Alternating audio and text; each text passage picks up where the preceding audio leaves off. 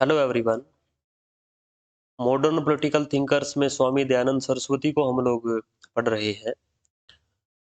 Social thoughts के regarding इस question में डिस्कस होगा। राजनीतिक विचारों के बारे में इससे पहले लेक्चर में डिस्कस हो चुका है।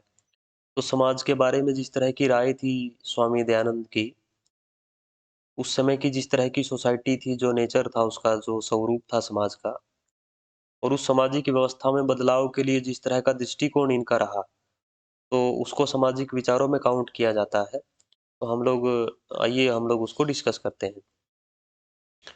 अस्पृश्यता का विरोध। सामाजिक विचारों में पहला जो इनका उनका सामाजिक विचार है, वो है छुआछूत का विरोध।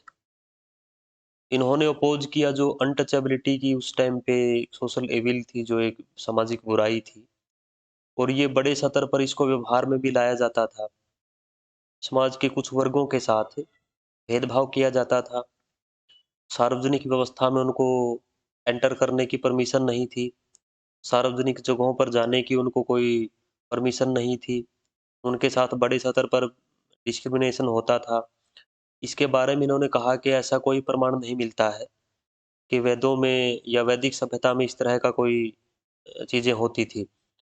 तो रिटर्न में ऐसा कोई प्रमाण नहीं है, व्यवहारिक तौर पर ऐसा कोई बुनियादी कोई आधार नहीं है। तो इसका इन्होंने विरोध किया। नेक्स्ट है स्त्रियों की दशा में सुधार का समर्थन।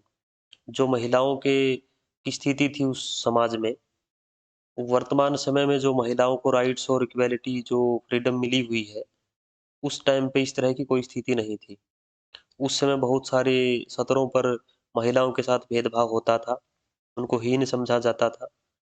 तो बाल विवाह का उन्होंने विरोध किया कि ऐसा नहीं होना चाहिए, महिलाओं के विरुद्ध एक ये प्रथा है। सती प्रथा का उन्होंने विरोध किया। नारी शिक्षा का इन्होंने समर्थन किया कि महिलाओं को बराबरी की शिक्षा जो हो वो मिलनी चाहिए। इसके अलावा भी जो भी महिलाओं के अधिकारों के लिए उन्होंने बड़े स्तर पर कोशिश करी और अपने विचार दिए कि महिलाओं की दशा को सुधारने के लिए कोशिश होनी चाहिए। ओके। नेक्स्ट है जाति प्रथा का विरोध। तो जाति प्रथा के रिगार्डिंग उन्होंने वही एक बुनियादी आधार पेश किया कि वैदिक सभ्यता में, वैदिक काल में इस तरह की कोई प्रमाण नहीं मिलते हैं कि जाति प्रथा जैसी कोई चीज होती थी, और हम लोग एक संतुलित समाज का निर्माण नहीं कर पाएंगे यदि समाज के विभिन्न वर्गों के साथ किसी न किसी बेस पर कोई अन्याय की कोई स्थिति है। तो जाति प्रथा के अगेंस्ट इन्होंने कहा कि इस तरह की इस इन सत्रों के ऊपर समाज में भेदभाव करना उचित नहीं है। तो इसका विरोध उन्होंने किया, और कर्म के आधार पर जो व्यवस्था है उसका समर्थन इन्होंने किया। नेक्स्ट है मूर्ति पूजा का विरोध। मूर्ति पूजा के विरोध से संबंधित इनके व्यक्तिगत जीवन के साथ एक घटना जुड़ी हुई है। शिवरात्रि की घटना उसको कहते हैं। जब ये छोटे थे तो इनका जो परिवार है वो, क्योंकि धार्मिक प्रवृत्ति का ज़्यादा था, तो शिव की पूजा ये परिवार करता था, आराधना करता था। शिवरात्रि का व्रत रखने के लिए इनको भी कहा गया था, इनके पिताजी के द्वारा। तो इन्होंने रात में जो देखा कि एक चूहा शिव की जो मूर्ति है, वहाँ पर रखी हुई जो भी प्रसाद या सामग्री थी, उसको नष्ट कर रहा था, उसको डिस्टर्ब कर रहा था। तो इन्होंने अपने पिता को जगाया और उससे इसका कारण पूछा, और इस तरह के तार्किक और जो भी लॉजिकल जैसे इन्होंने विचार दिए, इन्होंने बातें रखी, इनके पिता के पास भी उनका कोई आंसर नहीं था। तो तब से ये मूर्ति पूजा के विरोध में हो गए कि जो भगवान अपनी खुद की मूर्ति की रक्षा नहीं कर सकता, वो सारी सोसाइटी की रक्षा कैसे कर सकता है? विभिन्न जो भी दुख है मनुष्यों के, तो उसका समाधान कैसे कर सकता है? नेक्स्ट है शिक्षा संबंधी विचार। शिक्षा के से संबंधित जो विचार हैं इनके, उसमें इन्होंने एक तो गुरुकुल शिक्षा प्रणाली का समर्थन किया, और इन्होंने कहा कि लड़कियों के लिए अलग जो हो वो स्कूल वगैरह होने चाहिए, और लड़कों के लिए अलग होने चाहिए, यानी जो सह शिक्षा है उसका विरोध इन्होंने किया। लेकिन शिक्षा का समर्थन जरूर किया, और हिंदी के को तवज्जो इन्होंने दी, और इसके लिए उन्होंने कहा कि व्यक्ति का जो सर्वांगीण विकास हो वो शिक्षा के द्वारा ही हो सकता है। जो संस्कार है, जो भी जैसे चरित्र का निर्माण है, तो वो शिक्षा के द्वारा ही हो सकता है। तो शिक्षा के प्रति उन्होंने प्रोग्रेसिव विचार दिए। नेक्स्ट है संपूर्ण मानव जाति के उत्थान पर बल। स्वामी दयानंद की जो थ्योरी थी, जो उनके प्रिंसिपल्स थे या जो उनके थॉट्स थे, वो ऐसा नहीं कि केवल हिंदुओं के लिए थे या फिर केवल भारत के लिए थे। संपूर्ण मानव जाति को सेंटर में रख के, केंद्र में रख के ही उन्होंने उसकी भलाई के बारे में सोचा और जो भी अच्छी जो चीज़ें हैं, उनको सोसाइटी में इंट्रोड्यूस किया जाना चाहिए।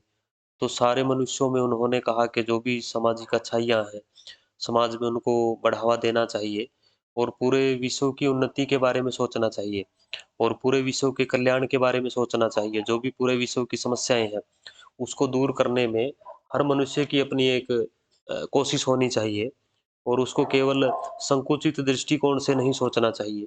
तो स्वामी दयानंद ने खुद भी इसी तरह के विचार उन्होंने दिए कि केवल उनको ऐसा नहीं है कि भारत से संबंधित जो समस्याएँ हैं उसका समाधान करना, तो विश्व की जो समस्याएँ थी उनके ऊपर भी उन्होंने गौर किया और उसके समाधान के लिए भी अपने जो समाधान है वो उनके समाधान के लिए भी अपने जो सुझाव हैं वो पेश किए। नेक्स्ट है वैदिक आश्रम व्यवस्था पर बल। स्वामी दयानंद ने जो व्यक्ति का जीवन है, उसको 100 साल का मान के ये कहा कि 25-25 साल की 4 अवस्थाएँ व्यक्ति की होती हैं, जो वैदिक काल में होता था आश्रम व्यवस्था में। तो उन्होंने कहा कि वर्तमान समय में भी उस आश्रम व्यवस्था को रीइंट्रोड्यूस किया जाना चाहिए, दोबारा से उसको व्यवहार में लाना चाहिए और जो पहले 25 साल हैं, वो ब्रह्मचर्य अवस्था के होंगे। ब्रह्मचर्य आश्रम उसको कहा जा सकता है। नेक्स्ट जो 25 साल हैं तो वो गृहस्थ आश्रम के व्यक्ति जो वो व्यतीत करेगा। उसके अगले जो 25 साल होंगे उसके तो वानप्रस्थ आश्रम उसको कहा जाए और नेक्स्ट जो है वो संन्यास आश्रम और आश्रम के आधार पर यानी जो जीवन की ये अवस्थाएँ होंगी, इन अवस्थाओं में अलग-अलग जो उसकी रिस्पॉन्सिबिलिटीज़ हैं और जो उसको दायित्व मिले हैं, जो भी उसमें पैरामीटर्स उसको पूरे करने हैं, तो उसके ऊपर गौर किया जाना चाहिए और उस आधार की जो व्यवस्था है, आश्रम व्यवस्था, वो दोबारा से जो है वो प्रतिस्थापित होनी चाहिए। नेक्स्ट है चरित्र निर्माण पर बल। चरित्र निर्माण के ऊपर इन्होंने काफ़ी बल दिया और इन्होंने कहा कि इस तरह के जो इंस्टीट्यूशंस हैं, जो संस्थान हैं, उनको बनाना चाहिए, उनकी स्थापना होनी चाहिए।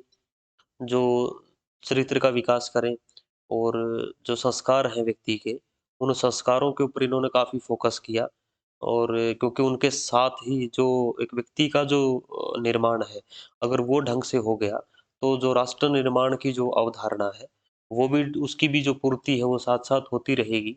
तो इसके लिए उन्होंने कहा कि जो व्यक्ति का जो चरित्र है, वो ऊँचा होना चाहिए।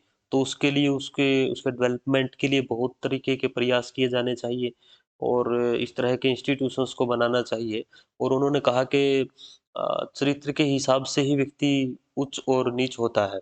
इसके रिगार्डिंग जन्म के आधार पर जो चीज़ें चल रही थी या भेदभाव किया जा रहा था, उसको भी इन्होंने ख़त्म करने की कोशिश करी और ये कहा कि कर्म के आधार पर ही व्यक्ति की का जो स्थान है सोसाइटी में, वो जो उसका जो स्थान है वो अप की स्थिति में आता है कि डाउन की स्थिति में आता है, अपर है या लोअर है। तो वो जो एक कंडीशन है, वो उसके कर्म के आधार पर होती है। वो जन्म के आधार पर नहीं होनी चाहिए, तो चरित्र निर्माण के ऊपर बल इन्होंने दिया। नेक्स्ट है सामाजिक कुरीतियों व अंधविश्वासों का विरोध। तो उस समय जो भी सामाजिक बुराइयाँ थी, चाहे वो मूर्ति पूजा की बुराई थी, चाहे बेमेल विवाह की बुराई थी, चाहे गाय हत्या की बुराई थी, चाहे वो ये लगाओ कि सामाजिक स्तर पर जो भारत के लोग हैं, वो अपने को हीन मान रहे थे। ये भी एक बुराई के तौर पे ही था। तो उन्होंने दोबारा इन्होंने कहा कि वेदों की ओर लौटना चाहिए। जो हमारी संस्कृति है, प्राचीन संस्कृति, उसको जो है वो स्थापित हमें करना चाहिए। तो जो थिंकिंग थी लोगों की, उसको इन्होंने कहीं न कहीं सुधारने का प्रयास किया और इसके अलावा जैसे पर्दा प्रथा थी उस टाइम पे बहुपत्नी प्रथा थी। तो और वो चाहे किसी भी धर्म से संबंधित सामाजिक बुराइयाँ थी, चाहे वो हिंदू धर्म से संबंधित थी, चाहे वो मुस्लिम धर्म से संबंधित थी। तो शुद्धिकरण के ऊपर जैसे इन्होंने कहा कि शुद्धिकरण के ऊपर बल इन्होंने दिया और ये कहा कि जो हिंदू ऐसे हिंदू जो किसी कारण से, किसी न किसी वजह से जो डर से, भय से, लालच से किसी ने तो वो अगर दूसरे धर्मों में वो लोग चले गए, उन्होंने कोई दूसरा धर्म अपना लिया, तो वो चाहें तो हिंदू धर्म में आ सकते हैं और इस तरह के अभियान भी चलाए गए। स्वामी श्रद्धानंद का नाम भी इस श्रेणी में लिया जा सकता है। तो इन ये जो सामाजिक बुराइयाँ थी या जो अंधविश्वास थे, तो लॉजिकल तरीके से व्यक्तियों को सोचना चाहिए। तो इसके बारे में इन्होंने जो वो अपना कार्य किया और सामाजिक बुराइयों को दूर करने की कोशिश करी। लास्ट इसमें है आदर्श सामाजिक व्यवस्था पर बल। यानी इन्होंने कहा कि जो सोसाइटी है, सोसाइटी के ऊपर बहुत तरीके की चीज़ें डिपेंड करती हैं और जो सामाजिक लक्ष्य हैं, सामाजिक लक्ष्य तभी परिपूर्ण हो सकते हैं, जब हमारी सोसाइटी सही होगी। तो इसके रिगार्डिंग उन्होंने कहा कि नैतिकता के ऊपर आधारित समाज होना चाहिए और वेदों के ऊपर आधारित समाज होना चाहिए। यानी वेदों में जो-जो अच्छी बातें लिखी गई हैं, तो उनको सोसाइटी के स्तर पर भी अपनाया जाना चाहिए और सत्यनिष्ठा व्यक्ति के जीवन में होनी चाहिए। अहिंसा का जीवन जो हो वो होना चाहिए। इसके अलावा जो शारीरिक और मानसिक जो स्वास्थ्य है, जो क्षमता है, जो व्यक्तित्व का विकास है, वो होना चाहिए और ईश्वर में निष्ठा जो है वो होनी चाहिए। तो इस तरह की जो ये चीज़ें हैं, शिष्टाचार का पालन करना चाहिए। तो ये जो आदर्श है जिन चीज़ों को पूरी सोसाइटी अच्छा मानती है, तो उन चीज़ों के ऊपर गौर करनी चाहिए और उसके आधार पर एक नए समाज का निर्माण होना चाहिए। तो वो वेदों के ऊपर आधारित समाज होगा, वो नैतिकता के ऊपर आधारित समाज होगा और एक आदर्श सोसाइटी बनेगी। तो इस तरह के विचार जो सामाजिक जो बुराइयाँ हैं उनको ख़त्म करने में सहायक होंगे। तो इस तरह के जो सामाजिक विचार हैं, वो स्वामी दयानंद की तरफ से दिए गए। Okay, thank you.